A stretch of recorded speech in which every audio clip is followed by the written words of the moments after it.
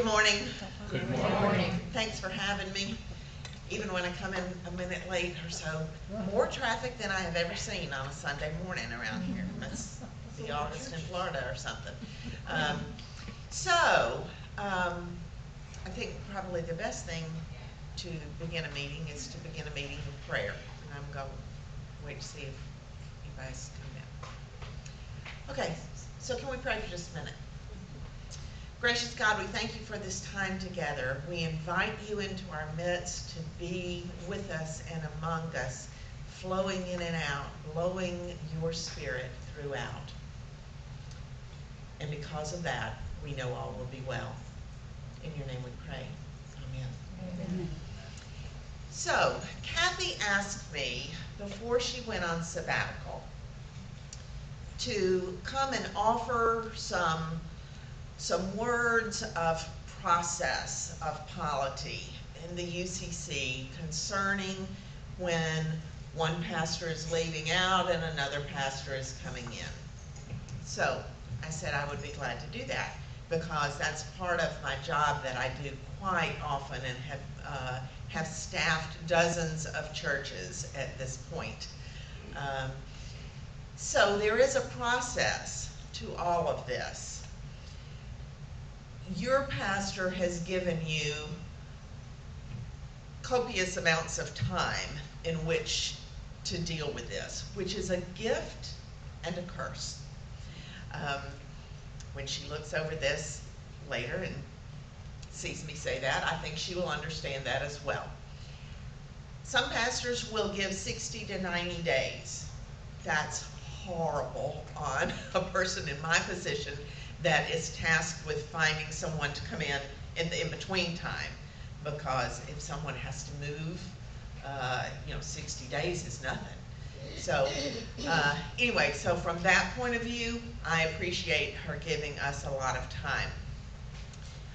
On the other hand, it's difficult for her, knowing that she's going to be leaving, for you, knowing that she's going to be leaving, and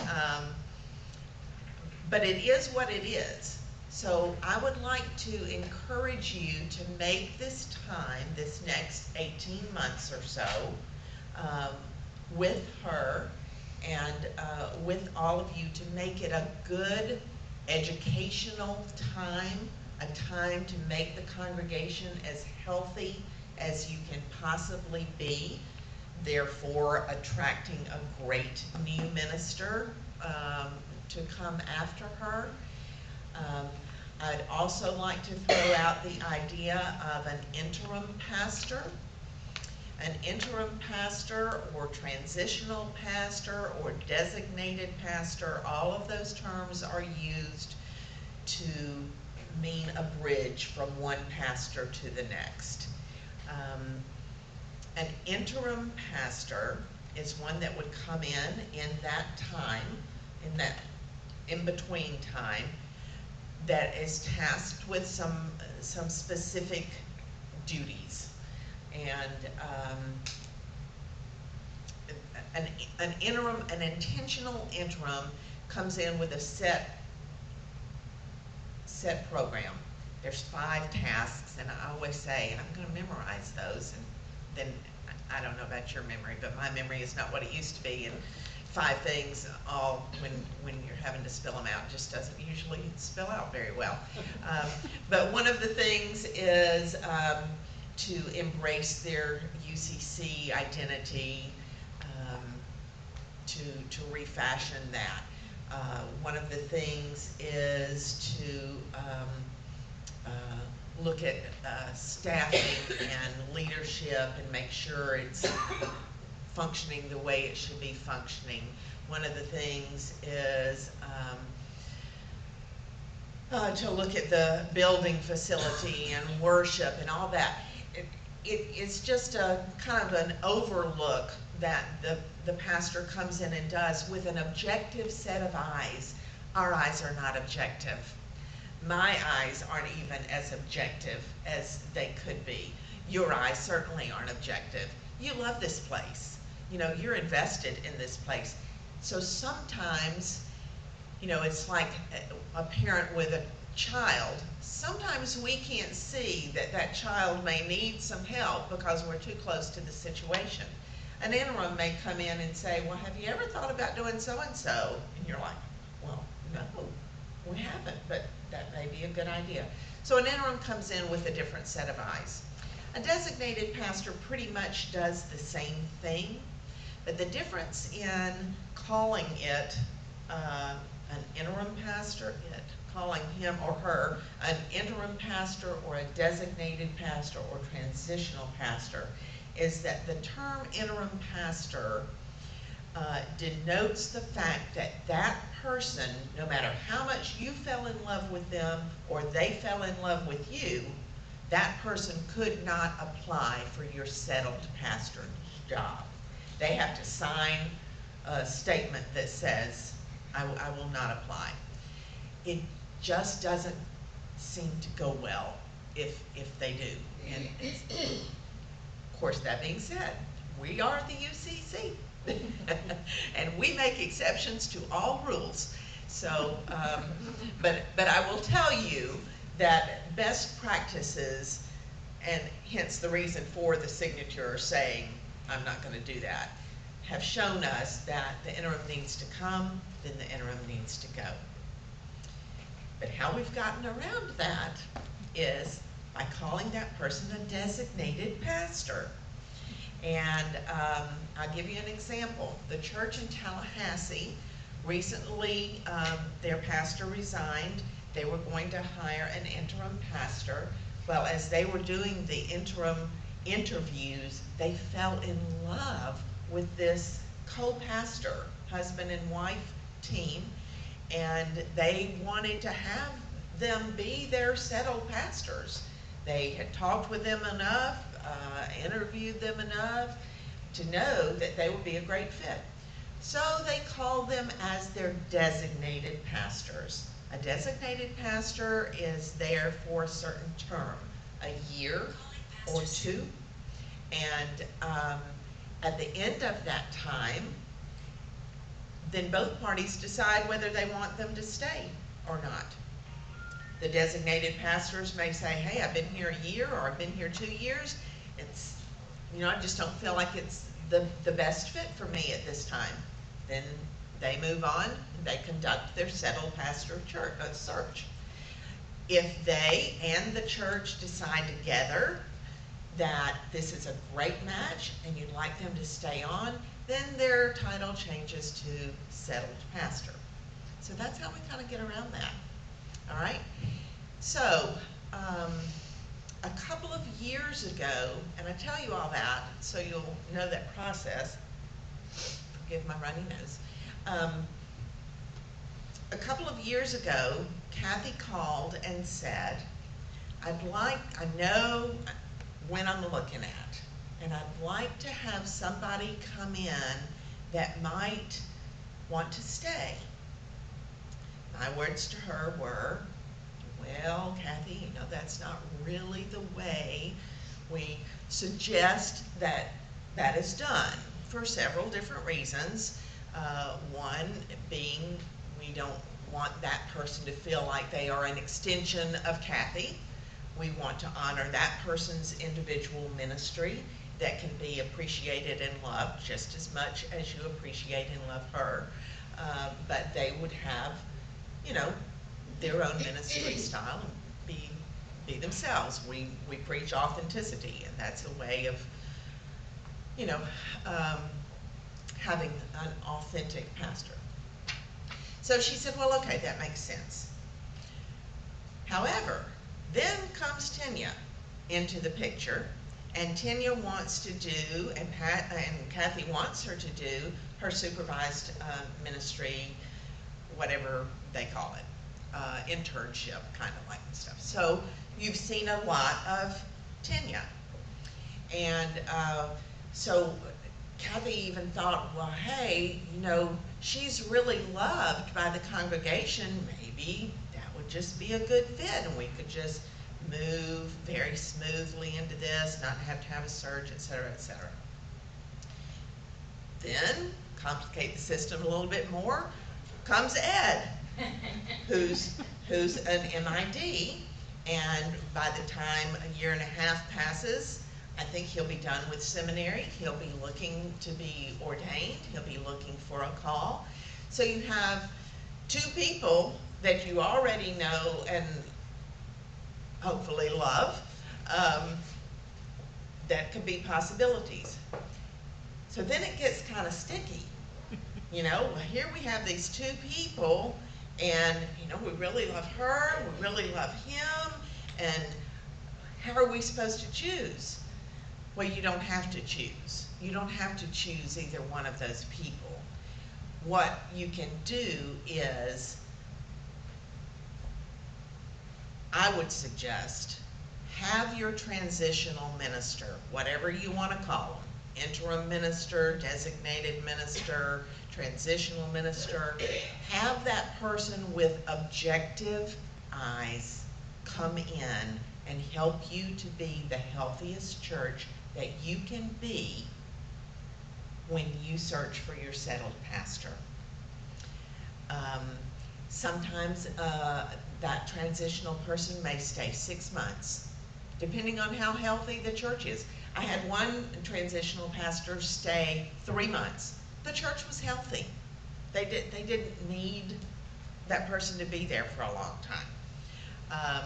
I've had other transitional pastors stay for 2 years because the church needed to do some work. They were happy with what was going on. They knew they needed that space and that time to get their finances in order, to save some money, whatever the case may be. Okay, so there's not a set time for that in-between person. Then at the end of the in-between person's time, well, toward the end, you establish a search committee, and you're searching for your settled pastor. I walk with you on that journey the whole way. That's my job. I enjoy it. I love it. I'm pretty experienced at it by now because pastors come and go. And then you conduct a settled search. And then you have everybody in the U.S. that is, and more, that's UCC. They see the ad in the employment listings. They decide whether they want to apply for the church. You have a wide variety to choose from. Ed may choose to apply for the job. Tanya may choose to apply for the job. But you're not in the position of having to choose one of them. Which I think, if I'm not mistaken, may be a difficult call. And that's kind of what happens when people are among you so closely. You know, you get to know them, they get to know you, and it makes transition pretty difficult. So that would kind of be my suggestion. At this point in time, too, Kathy is going from full-time to 3/4 time, and eventually she will go to half-time. Whether there is a person there to take up that other half or quarter, I don't know. That depends on your finances. So we'll see. We don't have to conquer that animal right now. However, I will tell you that if the plan continues and if Kathy does stay until December of 2020, you as a congregation are going to have to step up and get more and more active as your pastor gets less and less active. Because as I encourage you in that way, I will encourage her in the way of honoring her time commitment to you and to herself. And if that's half-time, she can't be working 6 or 7 days a week. You know, that's just not fair. So the only way to get around that is to either hire another person to take up that slack, or for a congregation to step up. If a congregation steps up, you save some money. And this is a good thing in that when Kathy leaves, you have to decide, this is how much money we've got.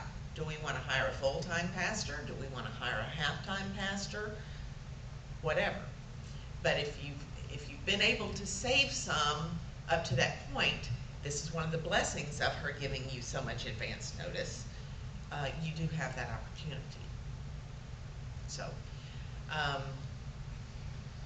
So just speaking to the generic process, are there any questions about the process, generically speaking, of the settled search? Let's not speak specifically to Faith Family, because we're going to do that off camera, but generically, any questions about the process? Yeah. You talked about the search committee, and is that an elected, or is it an appointed position, or? That's a great question. A search committee is whatever their bylaws say they need to be. And it's different for every church in the UCC because we have local church autonomy. Most bylaws don't get real specific about a search committee, but some do. Some will tell you how many that needs to be, and they need to be elected by council or approved by council. I'm not sure what your bylaws say about that. Most bylaws don't say anything about it. So what seems to be the best thing is people come forward and say, I'd like to be on the search committee. It takes a dedicated person to be on the search committee. If you have a transitional pastor, you'll have a transitional committee, and then later on down the road, you have a settled committee. It can be the same committee, or it can be different people. I'm for, spreading the joy. But it does take some dedication, but what a great satisfaction you will have at knowing that you had a part in bringing your next settled pastor to your church. And really the whole congregation, of course, has that final say-so. Yeah. When you decide that you want to go with an interim, do they have a list of people that are qualified to handle the interim preparations for the congregation? Great question. What usually happens is that when you decide to go with some sort of transitional person, a committee is put in place. That's usually like 3 people for an interim committee. The committee and I work very closely together. What usually happens is that I have I'm privy to a whole list of people that are interested in doing that job.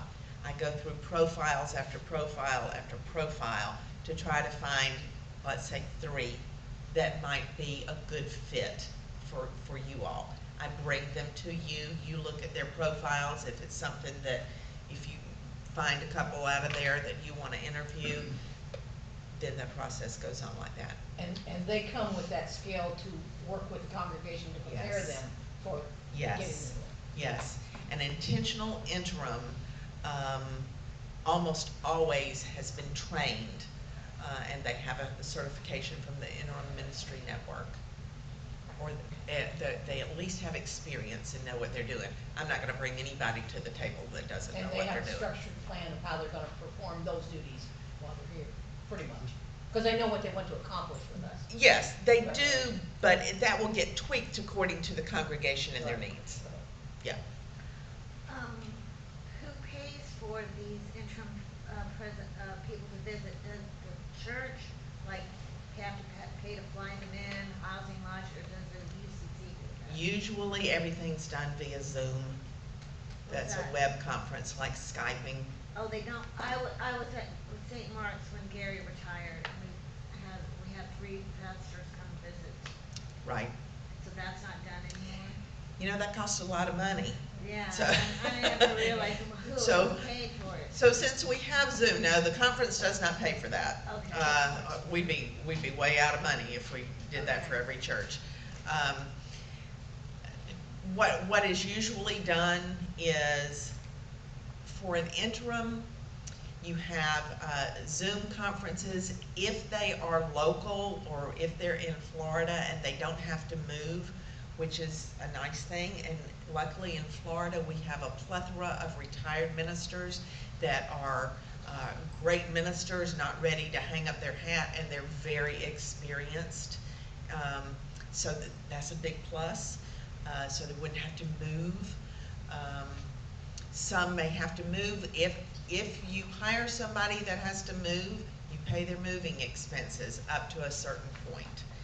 Most people don't want to move unless they think they're going to be there for at least a year or two, you know. So we work it out. We work it out, you know.